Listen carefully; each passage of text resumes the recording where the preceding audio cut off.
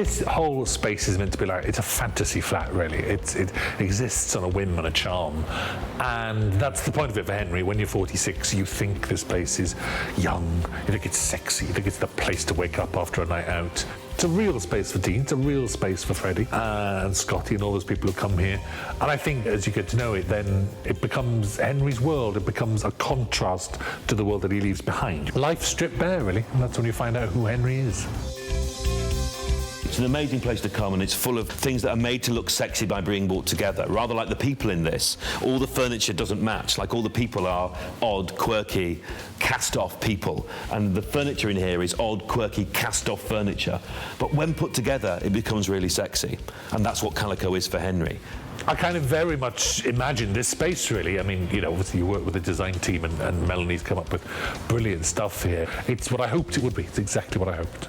We found this building, which was semi-derelict, and agreed on this being the best location. And then we worked with the script because we had to fit in a kitchen and 3 bedrooms and a main open space. And we then had to design it so that it felt like it had been started in the early 2000s, and then the developer ran out of money.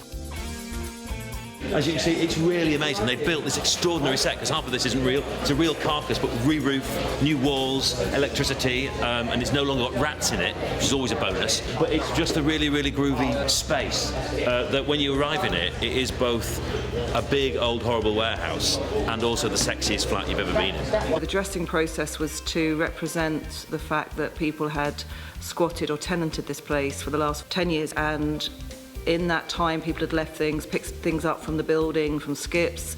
They'd actually not bought anything particularly, they just kind of found it. Some of it is purchased on eBay. The sofa, for example, we had a reference that everybody really liked. So we found a sofa on eBay, we found the fabric we wanted to cover it in, and we got an upholsterer to recover it, and then we had to age it down so it looked like it was a very old sofa. So we were continually mixing in pieces that were slightly desirable, but also pieces that were genuinely coming from junk shops and markets and car boot sales.